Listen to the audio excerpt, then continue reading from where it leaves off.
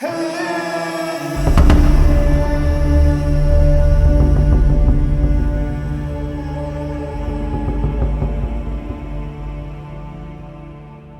back to the Deep Dive. If you're joining us on this pretty radical journey into redesigning civilization. For the society that doesn't need owners. Yeah, exactly. We're starting from a pretty fundamental place, which is that our civilization has a major structural flaw. And we pinpointed that flaw right at the beginning. It's the invention of money itself, as a stand-in for time of life. Right. The thing that lets power just concentrate at the very top. In the hands of banks, billionaires. And it leads to what the source calls financial cannibalism. The system basically consumes the well-being of the many for the profit of a few. So in our previous deep dives, we've been setting up the antidote to that, shifting the whole point of society away from profit and towards what's called integral well-being. Which is all anchored in direct participatory democracy, and it's hyper-local, these cells of about, 25,000 people? And the math, that was the surprising part. The math from this pure productive society model, which, gets rid of all that administrative bloat from finance. It's just transformative. Yeah. It frees up so much time that every single adult can cover all of society's needs in a 4-hour work budget per day. And we're going through that budget piece by piece to prove it. Only 2 of those hours are for essentials. We've already done the first 2 pillars. Ocean Race Soul, high quality education. Which cost what, 26 minutes a day? Just 26 minutes. Yeah. And then premium health, which is all about prevention and autarky. Right, and just so everyone's on the same page, health autarky means the system is built to be self-sufficient. Exactly. It's focused on great nutrition, local care, prevention, not just reacting with a pill for everything. And that whole high-level system. 13 minutes a day. 13 minutes. So our running total for the 2 most important services, education and health, is 39 minutes. Right. We are way, way inside our 120-minute budget for essentials. But today we hit the big one. Arguably the largest, most draining, and financially crippling part of modern life. Chapter 8, Moradia, housing. Yeah. Housing. It should be a sanctuary. Instead, it's become, the perfect financial prison. It's the ultimate lever to extract time and control people. Let's really get into that financial extortion part, because it's just staggering when you look at it. We have incredible technology, right? Advanced materials, better construction, yet housing prices just keep going up. Exponentially faster than wages. So why? Why isn't shelter getting cheaper? Because the price has almost nothing to do with the physical house. It's all about the financial software running the system, not the hardware of the building. It just boils down to that old cliche. Location, location, location. Exactly. But you have to ask, what gives a location its value? It's the infrastructure, the things we all pay for. Precisely. It's the publicly funded schools, the roads, the parks, the security, the water pipes. Yeah. The citizens pay for all of it through taxes. So we pay to make the land valuable. And the owners, the people who just hold the title to the land, they reap all the speculative profit without contributing a single thing. They just sit back and collect. It's legalized extortion, really. It is. And the sheer absurdity of it is highlighted by this one cruel fact the research points out. The empty houses. Yeah. Right now, globally, there are more than enough empty, vacant homes to shelter every single homeless person on the planet. But we don't, because it would disrupt the market. Because the true power structure, the financial system, won't allow it. The function of housing has been corrupted. It's not shelter anymore, it's a speculative asset. So any government that tries to fix this and, lower asset values gets hit with massive resistance. And the problem is only getting worse. The source mentions a UN habitat warning from May 2025. Something like 3 billion people lacking adequate housing. Nearly 3 billion right now. And we're expecting another 2 billion people on the planet by the end of the century. The current model it cannot solve this. It's not designed to. Okay, so we need a total structural reboot, which brings us to the solution proposed in the book, this hotel residential. Hotel residential. Yeah. And it has to fit within the constraints we've already set up, right? Right. The 25,000 person cell and this golden scale for buildings. Right. The golden scale is absolutely critical. It comes from the work of architects like Vishaan Chakrabarty. It mandates low-rise, high-density. So 2 to 3 stories max. 2 to 3 stories. And I know that sounds counterintuitive. We're all used to thinking skyscrapers mean density. Yeah, why not just build up?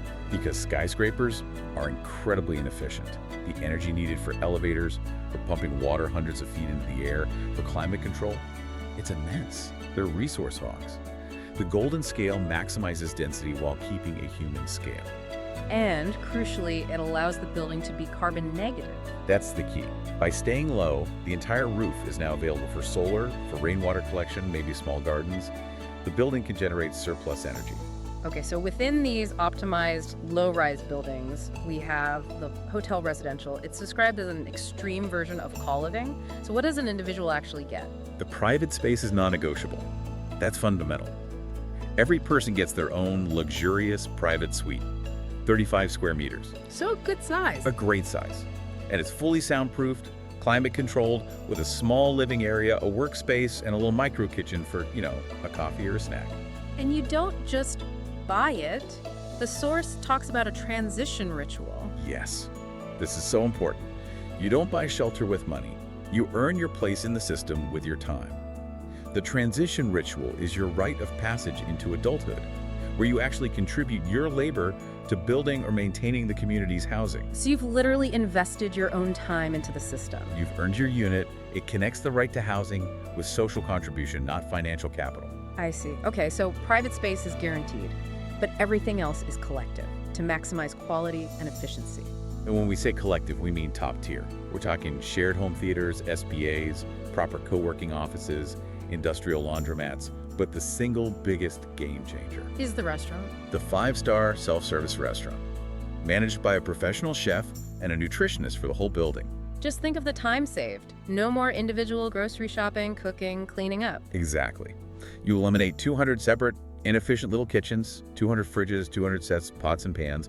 Instead, you get daily, organic, local, healthy meals prepared by experts. And the kitchen itself is super efficient. It's powered by a thermal battery. How does a sand battery work? It's actually a beautifully simple idea. The building's solar panels generate surplus energy during the day, right? Instead of wasting it, you use that electricity to heat up a massive insulated bank of sand or concrete. These materials hold heat incredibly well. It's like a giant slow-release oven. So the building's waste energy gets stored as heat. Yep. And that stored heat is then used to power the kitchen's ovens and cooktops all day and all night, completely off-grid. It's perfect energy channeling. This is where it gets really clever for me. The magic doors. The design that solves life's dramas with architecture. It's genius. So every suite has 2 special doors connecting to the units on either side, and they can only be opened by mutual consent. Okay, so what problems does that solve? Well, first, flexible sizing. If a couple has kids, they open the doors and combine 2 or 3 suites. The kids grow up, they close the doors, the space adapts to the family. And for young adults, independence. Oh, it's monumental. A young person finishes their community education, they get their own suite, maybe it's right next door, they just close the shared door. Boom. Instant, trauma-free independence. No rent, no moving across town. You have your privacy, but your family is still physically close if you need them. But I have to ask, what about privacy? Noise. Sharing a wall with a potential door has to have downsides. That's a fair point, but the design specifies extreme soundproofing. That's a non-negotiable part of the build. And remember, the door is a solid wall until both sides agree to open it. The source argues the benefits like, say, shared childcare or caring for an elderly parent next door far outweigh any minor risks. Okay, and the third function. The plus. The supreme magic. The divorce solution. This is the ultimate logistical hack. Couple separates, they just close the door. And that's it. That's it. Legally, the separation is complete. There is zero fight over property because nobody owns that specific suite. They own their unit in the system. Nobody's forced out. Nobody's financially rich. It's designing the end of a relationship to be structurally peaceful, not financially catastrophic. That is truly disruptive. It takes away the biggest weapon the financial system has in our personal lives, the mortgage. Exactly. It eliminates financial leverage by design. Okay, let's talk about the Great Leap. This idea of a global passport. If I don't own my suite, what do I own? You own one fluid unit in the system. Yeah. Think of the whole network of these residential hotels across every cell, every city, every country as one giant shared resource. So I can check out of my home base. And your unit becomes available for someone else. And you can check into any other available unit anywhere in the network. So I have guaranteed 5-star housing anywhere I go just for the cost of maintenance. That sounds like incredible freedom. But doesn't that threaten the idea of a stable local community if everyone can just move around all the time? It's a critical question. And the source suggests 2 things. First, Most people will still choose to put down roots where their friends and work are. Mobility is an option, not a requirement.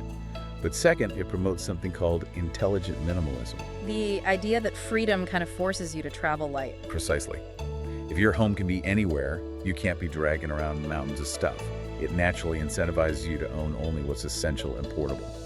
And that has a huge positive impact on planetary sustainability. And what about resilience, emergencies, maintenance, that kind of thing? The whole network is designed with a 20% operational surplus. So at any given time, 1/5 of all suites are empty, maintained, and ready. And that covers what? It covers everything. Planned maintenance, so you can cycle through buildings without displacing anyone. It covers tourism from other cells. And, most importantly, emergency resilience. So a building can pivot its function. Instantly. In a pandemic, a building can become a quarantine center. After a natural disaster, it's an emergency shelter or hospital. That 20% surplus is a built-in, distributed emergency network. Amazing. Okay. Luxury, security, flexibility, mobility, resilience. Let's get to the bottom line, the mathematics of dignity. What does all this actually cost in time of life?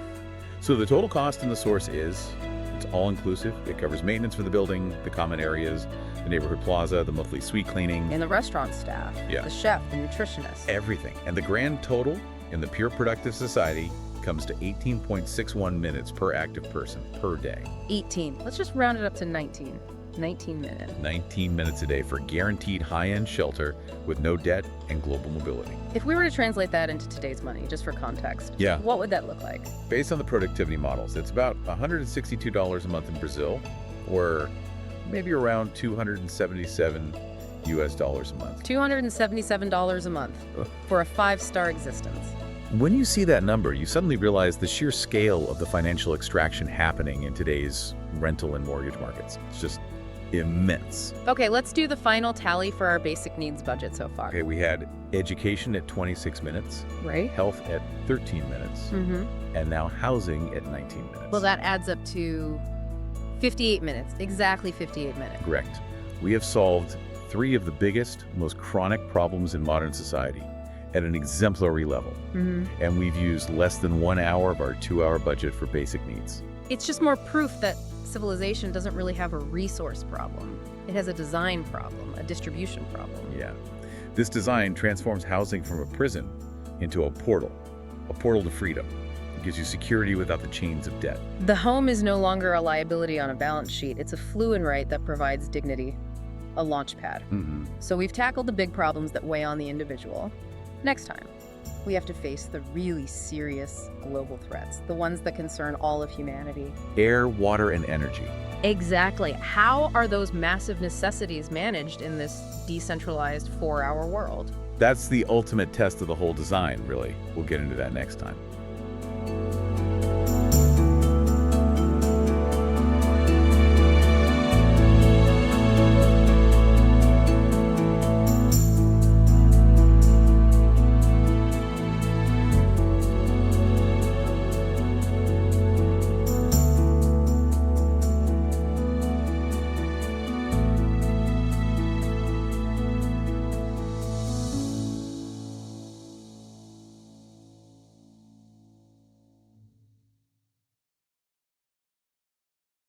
Hey!